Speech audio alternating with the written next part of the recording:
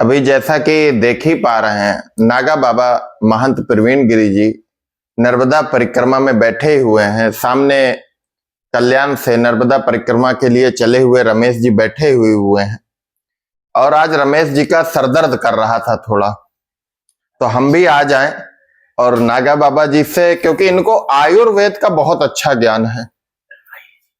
आयुर्वेद का जो ज्ञान है वह नागा बाबा जी को बहुत ही अच्छा है और एक ही जगह बैठ के वार्तालाप होगी।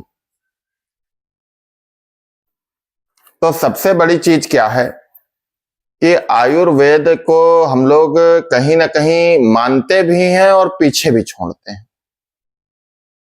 जिस तरीके से आज बीमारियां चली हुई हैं और त्वरित उसका हमें समाधान लेना पड़ता है, तो आयुर्वेद क्या त्वरित समस्या में कारगर हो सकता है? और आयुर्वेद के बारे में हमारे नागा बाबा क्या क्या जानते हैं वह निश्चित तौर पे प्रकाश डालेंगे। तो थोड़ा सा बताइए, फिर हम लोग चलेंगे मां नर्मदा के तट पे। अगर मैं कहना चाहूंगा सबके लिए जाहिर में, तो यही कहूंगा कि आयुर्वेद अगर आप मानते हो तो 4 वेद के साथ में 5वां वेद है। अच्छा, मतलब 4 वेद वे हैं, अगर सामवेद, अथर्ववेद, ऋग्वेद ये सब हैं, हाँ, तो 5वां वेद आपके हिसाब से आयुर्वेद है। आयुर्वेद है जी। शरीर की संपूर्ण तंदुरुस्ती को बरकरार रखता हुआ जी। आपको योग कहो, व्यायाम कहो, शारीरिक सांसारिक जीवन कहो, सब तरीके से मदद रूप होता है आयुर्वेद। आपको आयुर्वेद की जरूरत ज्ञान है तो। अच्छा। और उसकी हर औषधि जब मेडिसिन के रूप में तैयार हो जाती है, तो कोई कोई जो बोलता है कि तुरंत काम नहीं करती है, तो ये मिथ्या बात है।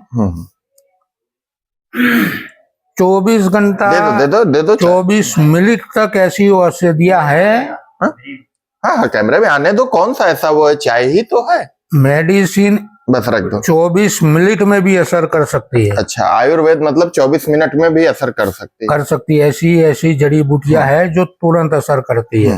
मतलब कोई जैसे कुटकी, हम लोग हिमालय घूमने जाते हैं, हम थोड़ा ठंडा करके पीते हैं। हिमालय घूमने जाते हैं तो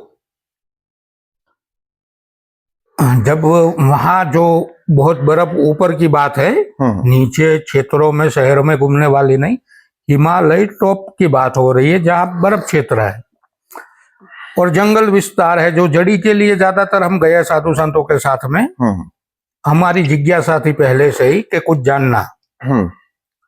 तो वहां पर जल जो है बर्फ में से आता है, सीधा हजम नहीं कर सकते, पेट में दर्द हो जाएगा। उस जल को नहीं पी सकते हो सीधा सीधा। जो गया है वो इस बात को जानेगा और इस बात को सहमत भी हो जाएगा। जो नहीं गए उनकी बात जाने दो। तो वहां पर कुटकी करके एक जड़ी होती है, जो जल की बोतल भर लो, उसके अंदर डाल दो, 5-10 मिनट में ही पानी को पूरा कड़वा कर देता है और उसी पानी को तुरंत आप पी सकते हैं। उसका स्वाद कड़वा रहेगा लेकिन आपके शरीर के अंदर हानिकारक नहीं होगा, दर्द नहीं करेगा। कुटकी उस जड़ी का नाम है। हरिद्वार में मिल जाएगी, ऋषिकेश में मिल जाएगी और बद्रीनाथ में तो बहुत सारी दुकानें लगा के बैठे रहते हैं जो स्वर्ग रोहिणी की यात्रा करने जाते हैं। उनको देते रहते हैं। अब एक विषय बहुत विशेष है। हाँ, तो वो 24 मिनट में असर करती है, 10 मिनट में। 24 मिनट हमने तो चलिए, ये आपने बताया बहुत। अब एक विषय विशेष है। आप बाबा रामदेव जी के भी साथ में रहे हैं? नहीं, हम साथ में उनके नहीं रहे। मतलब आसपास रहे हैं, बातचीत होती हाँ, रही। मिले हैं। ठीक है। उस समय के जो बड़े आयुर्वेदाचार्य थे उनको आप जानते थे? हम जानते हुए, हमारे जो थे उनको बाबा रामदेव जानते हैं, वो उनके संपर्क में थे उनको। ठीक है, लेकिन हम मिले जरूर है। ठीक है। अब अभी थोड़ी देर पहले एक वार्तालाप आप और रमेश जी कर रहे थे। आज हमारा जो एक्चुअल मार्केट है मेडिसिन्स का, उसमें करीब करीब मुझे लगता है 10 to 15%। इंग्लिश हम समझ नहीं पाते। नहीं, मैं आपको बता रहा हूं 10 से 15%, और कभी कभी तक यह दवाओं का बाजार 20% से 25% तक चला जाता है सेक्सोलॉजी विभाग में,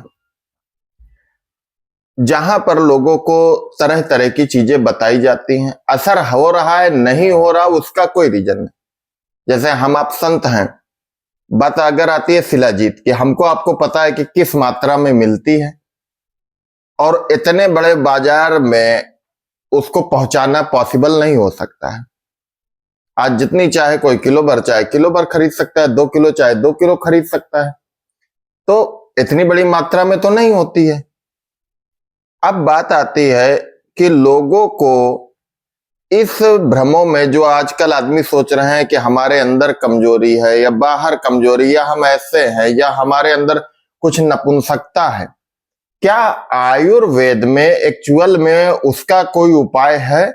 और ये सारे व्यर्थ की चीजों से जो साइड इफेक्ट होते हैं, ये भी कहीं ना कहीं आदमी को मारते हैं। मैं भी 2 दिन पहले की न्यूज पढ़ रहा था कि किसी व्यक्ति ने ऐसी मेडिसिन का ज्यादा सेवन कर लिया जिस वजह से उसकी मृत्यु हो गई, क्योंकि हृदय की गति बहुत ज्यादा बढ़ती है, हार्ट बीट बढ़ जाती है। और सेक्स एक ऐसा विषय है जहां पर ना तो संत जल्दी बोलना चाहते हैं, ना कोई और जल्दी बोलना चाहता है। हम अपने बच्चों से नहीं बात कर पाते, दूसरों की कौन बात कहे। और इस वजह से यह बाजार इतना बड़ा बनता जा रहा है, और आदमी अपने पुरुषार्थ के चक्कर में बोल भी नहीं पा रहा है। अगर उसको नहीं लाभ भी हो रहा है तो बोल भी नहीं सकता है कि मुझे लाभ नहीं हो रहा है, क्योंकि उसे अपना पुरुषार्थ दिखाना है, पुरुष सत्व सामाजिक भी देखना। तो आयुर्वेद में अब आप इसमें क्या कहेंगे? आयुर्वेद में बहुत नुस्खे हैं इसके जी। जिस तरीके की तकलीफ है आपको शारीरिक रूप से संबंध बनाने की, उस तरीके के मेडिसिन के काफी नुस्खे हैं, और काफी कंपनियां उसको, गुरुकुल है, एक गुरुकुल कंपनी है जैसे बनाती भी है, और काफी कंपनियां हैं जो बनाती है इस मेडिसिन को। रसायन में भी काफी नुस्खे हैं, रसायन के माध्यम से जो बनाए जाते हैं वो भी काफी नुस्खे हैं। तो हम भी जानते हैं 2-4 नुस्खे उसके। तो थोड़ा सा आप बताने का कष्ट करें ताकि लोगों तक आपका एक अच्छा संदेश पहुंचे। पहली बात तो नुस्खा आम में जाहिर करना अच्छी बात नहीं है, मेडिसिन को किस तरीके से तैयार करना, क्योंकि करने वाला किस तरीके से उपयोग करेगा उसको, तो ये तो जहां पर तैयार होती है वहीं पर प्राप्त करे वही अच्छा रहेगा। क्योंकि आपापंथी में तो चीज को अगर छोटे बच्चे को छुरी दे दिया जाएगा तो वो कभी अपने हाथ को भी नुकसान करता है। तो आम जनता में जाहिर नुस्खे तो आयुर्वेद में ही है अगर कहा जाए तो। आयुर्वेद का ही कुछ तो बताइए ना आप। तो काफी चीजें हैं उसमें, आप उसका सेवन कर सकते हैं। जड़ी कुचले से तैयार होती है, सिंगरप भस्म से रासायन में तैयार होती है, गोदंती भस्म से तैयार होती है, शहद से तैयार होती है। तो काफी नुस्खे हैं उसके जो अलग अलग बीमारियों में अलग अलग तरीके से तैयार होते हैं। लेकिन जैसे आज तो बाबा रामदेव जी भी बहुत दे रहे हैं, तो जो दे रहे हैं उनको मालूम है कि कैसे उपयोग करना है उसका, किस तरीके से उपयोग करना है, तो उनसे परामर्श लेके ही उनकी दवाइयों का सेवन करें। और बाबा जी से भी, बाबा रामदेव जी से भी पहले से मेडिसिन बाजार में है, उसका भी उपयोग उस तरीके से किया जाएगा तो अच्छी बात नहीं। अगर मेरी बात सुनिए, नहीं यहाँ पर मेरी बात सुनिए। अब चाय भी लेते जाइए। निश्चित तौर पे बाबा रामदेव नहीं, अनादिकाल से ऋषियों से, संतों से आयुर्वेद की परंपरा निरंतर चली आ रही है। लेकिन हकीकत का अगर दायरा देखा जाता है तो आज धीरे धीरे इंडिया का जो मार्केट है वो सिमटता सिमटता एक बहुत सूक्ष्म रूप में हो चुका है। आज हम जिस रोड पे चलते हैं हमें कम से कम हर रोड पे 10-5 मेडिकल स्टोर्स देखने को मिल जाते हैं। और आयुर्वेद की दुकान अगर हम पता करते हैं तो पता लगा यहाँ से 10 किलोमीटर पे है, 20 किलोमीटर पे है। तो कहीं ना कहीं हम बहुत सूक्ष्म रूप में होते जा रहे हैं, और सूक्ष्म रूप में होने का कारण यही है कि हम कहीं ना कहीं उन चीजों को फ्रंट पेज पे नहीं लेके आ पाते। बाबा रामदेव जी ने भी जो किया वो फ्रंट पेज में निश्चित तौर पे उन्होंने आने के लिए किया, अच्छा रहा, मैं ये नहीं कहूंगा खराब रहा, लेकिन कहीं ना कहीं लोगों बोलते नहीं, लेकिन लोगों के मन में एक आ जाता है कि नहीं वो बिजनेस कर रहे हैं। आयुर्वेद को हमने शास्त्रों से लेके अब तक में कभी एक बिजनेस का नजरिया नहीं देखा। आयुर्वेद हम लोगों की एक संपदा रही, संपदा को संभालने के हिसाब से हमने देखा, लेकिन हम लोगों ने उसको बिजनेस के तौर पे नहीं देखा, पॉइंट नहीं रखा है उसे।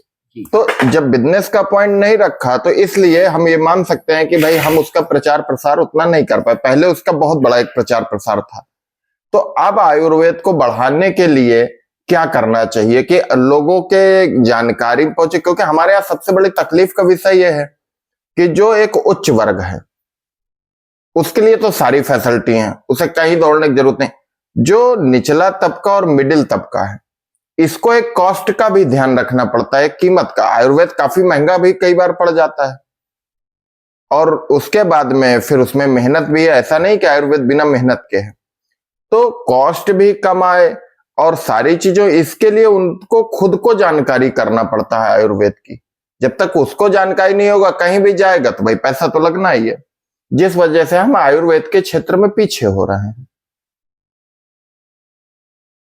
देखो ऐसा है जी, समय काल के हिसाब से प्रकृति संपूर्ण रूप से परिवर्तन है। कभी आयुर्वेद का ही मान था, आयुर्वेद ही चलता था, वो भी समय था इतिहास में पीछे। आज आधुनिककरण की वजह से एलोपैथिक, होम्योपैथिक और ऐसे काफी मेडिसिन के रास्ते हैं जो वर्तमान समय उपलब्ध हैं, और वो अच्छे तरीके से भी है, मैं उनको बुरा भी नहीं कहता हूँ। इस वजह से आज उनका नाम ज्यादा हो गया है, लेकिन समय के साथ में शरीर से बीमारी को बिना साइड इफेक्ट हमेशा के लिए शरीर से उसका निकाल के हटाना वो सिर्फ और सिर्फ आयुर्वेद ही कर सकता है।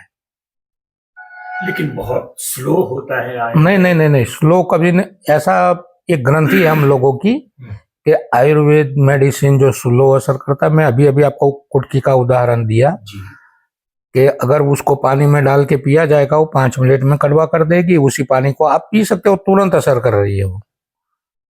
प्यास लगने पर ज्यादा टाइम इंतजार नहीं करना कर सकता है आदमी। तो इसी तरह से तैयार मेडिसिन भी है जो 24 घंटे में असर करती है, 6 घंटे में असर करती है। ऐसा नहीं है कि बहुत लेट असर करती है। चलिए अब एक छोटे, हाँ, लेकिन जो ये संपूर्ण कोष है, आप जो कहते हैं लेट, उसका भी सुन लीजिए।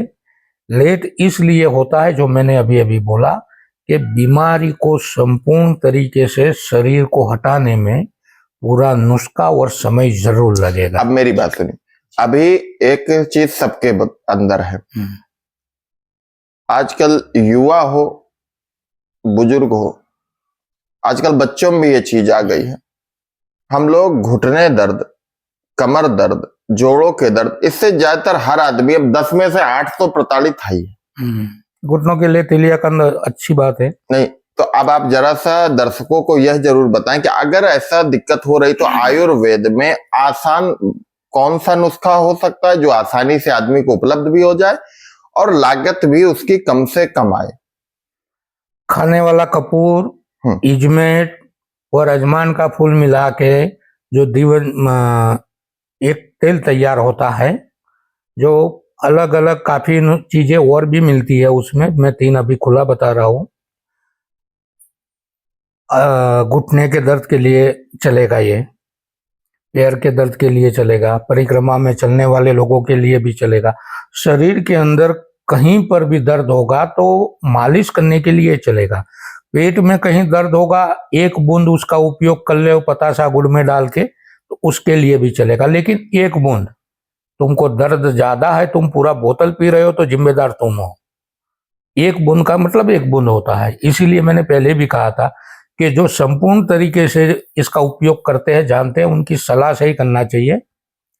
जाहिर में नुस्खा जाहिर करना अच्छी बात नहीं है। तो एक बूंद पेट के लिए भी बहुत अच्छा है। अगर तुमको सर्दी खांसी जुकाम हो गया है, उसके लिए भी अगर आप मालिश करते हैं, आधा बूंद एक बूंद लेके उंगली पे हल्का सा, तो उसके लिए भी, सिर दर्द के लिए भी बढ़िया है।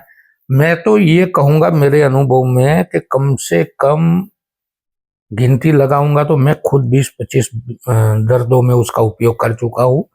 और हमारे साधु गुरु पीर तो ये कहते थे कि 1000 बीमारियों में काम आता है ये 3 औषधि मिला हुआ। चलिए, जैसे और तुरंत असर वाला है ये। अभी आप बोल रहे थे ना लेट हो रहा है, ये नुस्खा तुरंत असर वाला है। जुकाम हो गया, आपने मल दिया तुरंत। अब चलिए, मैं भी थोड़ा सा आयुर्वेद में कुछ ना कुछ तो कहीं ना कहीं सभी लोग, क्योंकि एक ऋषि परंपरा से, संत परंपरा से जुड़े हैं, तो आयुर्वेद में कहीं कहीं थोड़ा थोड़ा हम लोगों को भी ज्ञान है। आप कितना तो हम नहीं कह सकते, वो हर एक आदमी को थोड़ा थोड़ा किसी ना किसी चीज में तो होता है। कुछ चीजों में हो सकता है हमारे रमेश जी को कुछ, मान लीजिए दांत में अंदर कीड़ा है, ठीक। अब ये हमारा देसी नुस्खा है। हम लोग, एक पेड़ होता है भटकटैया, जिसमें छोटे छोटे गोल गोल फल लगते हैं, बहुत आसानी से गांवों में उपलब्ध हो जाता है, कोई बड़ी बात नहीं होती। भटकटैया के जो फल होते हैं वो पक के थोड़ा सा पीले रंग का हो जाता है। उसको लाके एक कोई भी डंडी हो, क्योंकि उसको ऐसे रखेंगे तो वह गिर जाता है, उस पर रुई लपेट लें। रुई के ऊपर जरा सा अगर घी पॉसिबल हो तो घी कर लें, जिससे कि वो थोड़ा सा अग्नि पकड़ ले। भटकटैया के जो बीज होते हैं उसको निकाल के, अगर, क्योंकि भटकटैया कई बार सूखी भी मिल जाती है, उसके बीज को उसमें डाल दें और अग्नि लगा दें। केवल उसका धुआं ही मुंह में जाना चाहिए, क्योंकि थोड़ा सा उसमें जहरीला होता है। उसके धुआं जाते ही और कीड़े बाहर आ जाते हैं। बड़ा आसान सा नुस्खा है। तो अगर ऐसे जो एक छोटा तबके का है या एक आसानी से आदमी को मिल जाता है, तो ऐसे नुस्खे अगर हम एक सामाजिक परिवेश में लाएंगे तो निश्चित तौर पे लोगों के लिए भी अच्छा रहेगा और आयुर्वेद में भी अच्छा रहेगा। बिल्कुल बिल्कुल। ये दांत के लिए आपने जो बोला ना, उसी में ही एक अंगारी एकादशी आती है। अंगारी एकादशी, उसके अंदर अंगारी नाम का पेड़ आता है। गुजरात में उसका नाम अंगारी दिया जाता है। हिंदी में उसको झाड़ा, अंगारा, वो चिपकता रहता है, कपड़ों में चलते रहते हो तो छोटा छोटा उसमें दाना होता है, जैसे लचिचरा का होता है वैसे ही। हाँ, कोई अंगारा बोलता है, कोई अंगारी बोलता है। वो उसका नाम और भी है। उसका थोड़ा नीचे वाला हिस्सा जो जिससे दातुन कर सकते हैं, अगर उससे दातुन करते हैं जिसने किया है, वो इस बात से सहमत हो जाएगा कि उसको अगर दातुन कर लिया, वो एकादशी के दिन करना पड़ता है सबको, ऐसी प्रथा है जी। अंगारी एकादशी जो करते हैं उसको करना पड़ता है कि उस दिन वो करने का। अच्छा, क्यों करने का? वो बढ़िया मुंह की सफाई करता है। ये जो आप बोलते हो कीड़े वगैरह, अगर उसको उपयोग कर लिया जाता है कभी नहीं होता है, चाहे आप कुछ भी उससे दांतों से खाते पीते रहे हो। कभी ज्यादा तकलीफ पैदा हो जाने की वजह से निकालो तो बड़े, बाकी कीड़े कभी नहीं लगेंगे ये नहीं। पेड़ है ना जिसमें से वो छोटे छोटे, तो अगर कीड़े है भी, लग भी गए हैं, अगर उसी का दातुन खाली कर दिया जाएगा तो भी वो 2-4-10 दिन के अंदर वो बढ़िया तरीके से सफाई करके मदद रूप हो जाएगा। वो एक प्रकार का मेडिसिन है। वही आप बता रहे हो ना, जिसमें से वो कांटे जो रहते हैं उसमें छोटे छोटे। अरे भाई, लचिचरा ही है। हाँ, जो मतलब लचिचरा खाने के बाद उसको उत्तर प्रदेश या अन्य भाषाओं में लचिचरा का पेड़ कहते हैं। जी जी जी। अच्छा। जो भी कहते हो। पहले वो हरा होता है, बहुत बड़ा नहीं होता, बाद में अगर सूखता है तो ब्राउन टाइप का हो जाता है। लचिचरा का दातुन का प्रयोग आज नहीं, बहुत पहले से करा जाता है। हमारे दाने दाने से हमारे यहाँ मैं बताऊं, निश्चित तौर पे जैसे नीम की दातुन हो गई, हाँ, नीम का भी लेते हैं, एक बाबुल की दातुन हो गई, हाँ। लचीचरा हो गया, ये सब हमारे यहाँ पहले से एक बहुत प्रचलित चीजें हैं जो हम लोग करते हैं। मैंने खुद ने कितनी बार किया, और सिर्फ वही दातुन नहीं, कई बार जैसे हम बाहर होते हैं, तो मंजन तो इधर की बात अलग है, जैसे राजस्थान वगैरह में है कि 100 किलोमीटर मेडिकल स्टोर ही है।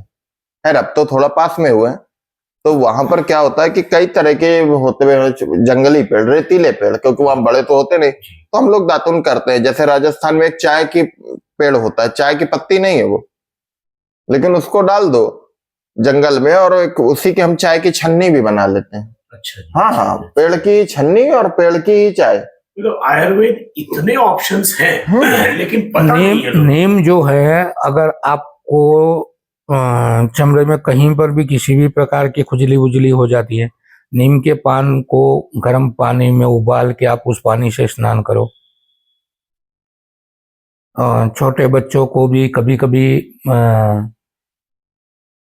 और वाइट कीड़े होते हैं पेट में लग जाते हैं, बड़ों को भी लग जाते हैं कभी कभी, जो आप मल त्याग करते हो तो वहां पर भी दिखते हैं। अरे मैं आपको बताता हूँ, तो वो पानी पीने से, करमिया बोलते हैं जिसको, छाछ, जैसे छाछ, नींबू का पानी, ठंडक, दो चीजें का उपयोग करके वो खाते पीते रहते हो तो वो भी दूर हो जाता है। तो ऐसे घरेलू नुस्खे तो आयुर्वेद के आम पूरे भारत में है, और हर एक के घर में ये घरेलू नुस्खे या दादी माँ के नुस्खे ये फेमस भी है। देखिए तो मैं उस एक बात तरीके बताऊं से- यहाँ पर, इसीलिए हमारा आयुर्वेद पिछड़ा है, क्योंकि जितने नुस्खे एक हम जनमानस में प्रचलित हैं, उसके आगे हम कभी उन पे चर्चा करना नहीं चाहते। आपको पता है या महाराज जी को पता है या हमको पता है, लेकिन शायद पूरे दिन में या हफ्ते में हम लोग एक भी बार आयुर्वेद पे चर्चा नहीं करते। बिल्कुल बिल्कुल। तो निश्चित तौर पे पिछड़ेपन का यही देखो, है। मैं ज्यादातर गुजरात में रहा हूँ, ये जो आप बोल रहे हैं ना, ये सब है। हमारा जो प्रशासन है गुजरात का, उनके माध्यम से गुजराती चैनलों पे, हिंदी चैनलों पे दादी माँ के नुस्खे, घरेलू नुस्खे करके काफी शो दिए जाते हैं, हर घर तक पहुंचाए जाते हैं। चलिए अब हम लोग चलते हैं नर्मदा के किनारे, माँ नर्मदा के सानिध्य में बैठेंगे। नर्मदे हर, चलो नर्मदे हर, नर्मदे हर, नर्मदे हर।